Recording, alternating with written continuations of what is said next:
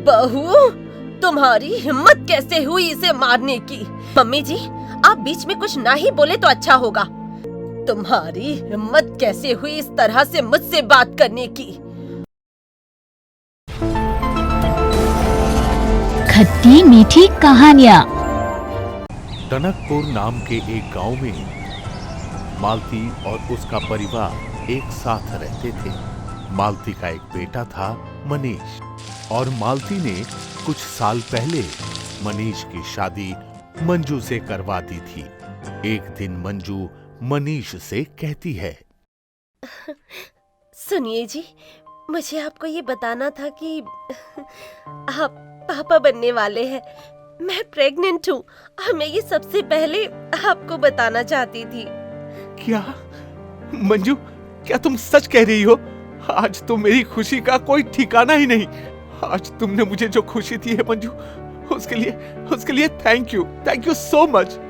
मैं माँ को अभी बताकर आता हूँ। मनीष ये खुशखबरी अपनी माँ को देता है।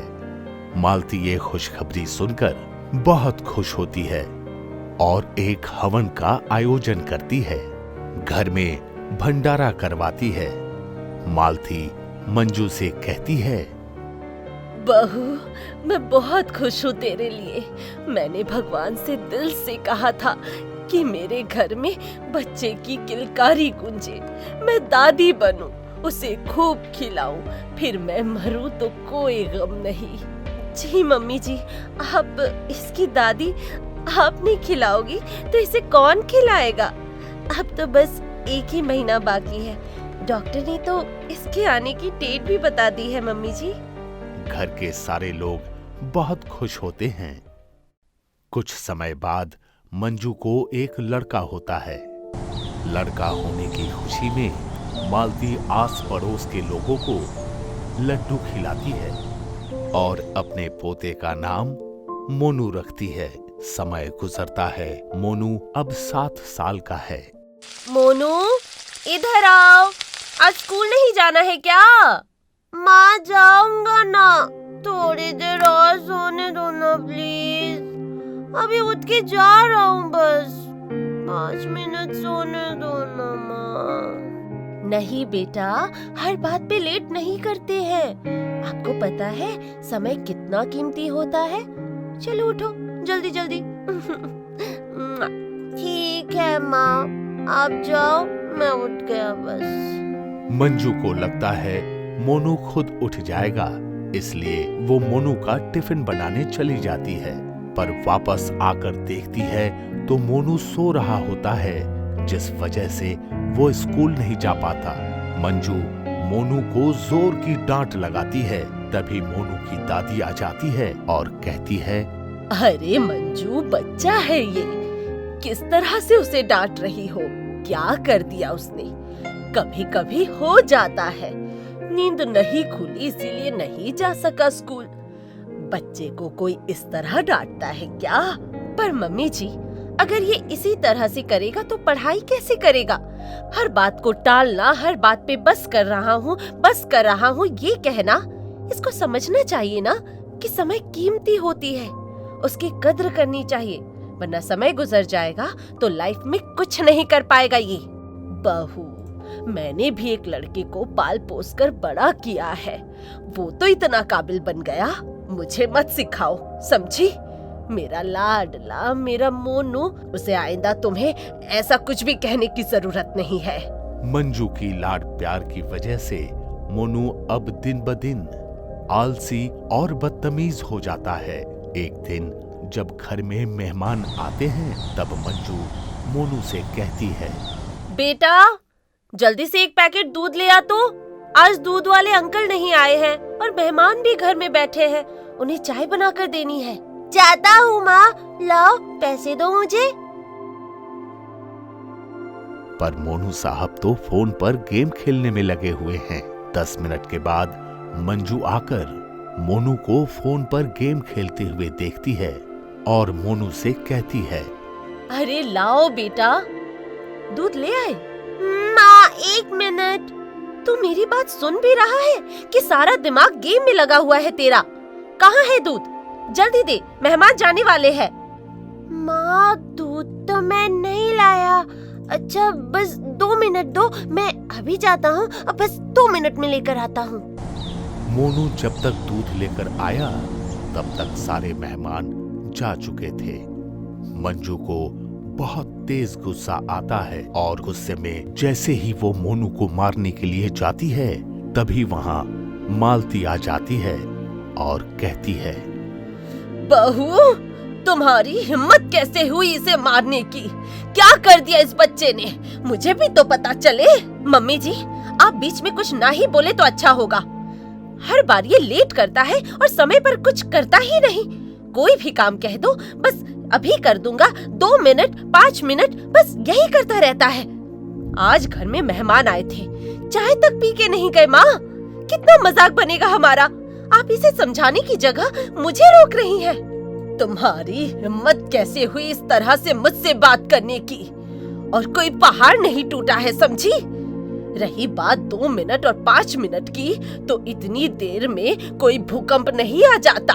हाँ, और काम तो कर ही देता है मोनू। आज के बाद मैंने देख लिया कि तुमने मोनू को डांटा या उसे हाथ भी लगाने की कोशिश की तो मुझसे बुरा कोई नहीं होगा।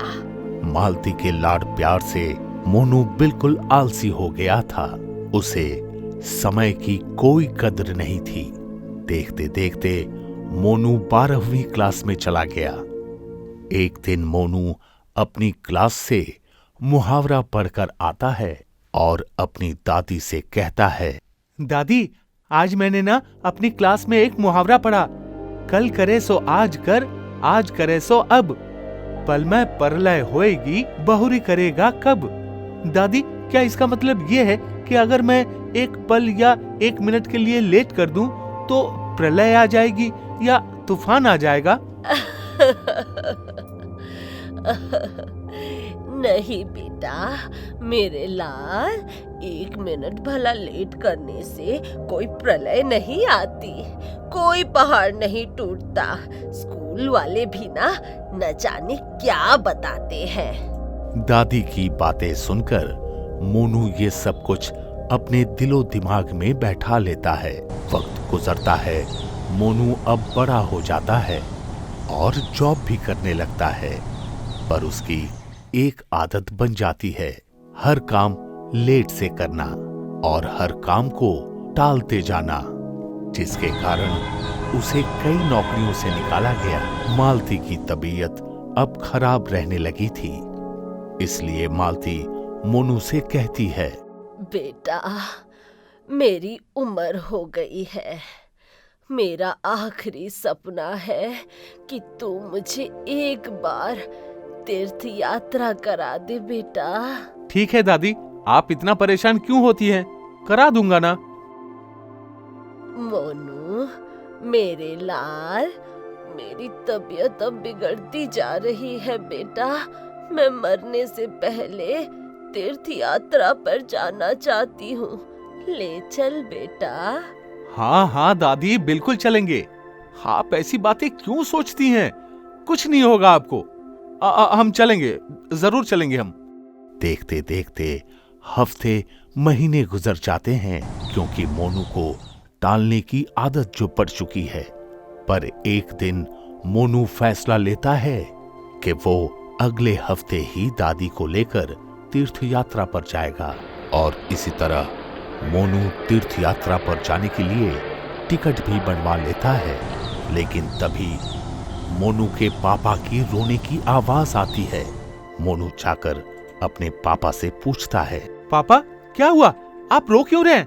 बताइए ना पापा, क्या हुआ? बेटा, तेरी दादी अब नहीं रही, वो अब सबको छोड़कर चली गई है बेटा, चली गई तेरी दादी। दादी, आप हमें छोड़कर नहीं जा सकती। आपको तो मेरे साथ तीर्थ यात्रा पर जाना था। मैंने तो टिकट भी बनवा ली है दादी, गलती मेरी है, मैंने ही लेट कर दिया। पर बचपन से लगी हुई आदत यूं ही नहीं जा सकती थी। एक दिन मोनू के पिता मोनू से कहते हैं, बेटा, मौसम विभाग से कॉल आया था कि तेज बारिश के कारण बांध भर गया है और इस गांव में बाढ़ आने वाली है। सरकार इस गांव को और इसके आसपास के गांवों को खाली करवा रही है। बेटा मोनू, अब मैं बूढ़ा हो चुका हूँ। मेरी हड्डियों में इतनी ताकत नहीं कि मैं कुछ कर सकूं। इसलिए जितनी जल्दी हो सके ये घर खाली करके चलो यहाँ से। अब ठीक है पापा, हम लोग चलते हैं फिर यहाँ से। मैं कल ही घर खाली करवा दूंगा और आपको ले चलूंगा यहाँ से, ठीक है ना? लेकिन मोनू तो अपने आदत से मजबूर था। कुछ दिनों के बाद बेटा चल लेना, आज तो आधा मोहल्ला भी खाली हो गया और तेरे पापा की तबीयत भी ठीक नहीं है। आज ही चल बेटा। ठीक है माँ, आज ऑफिस से आकर करता हूँ कुछ, वरना कल तो पक्का चलेंगे हम लोग। हाँ,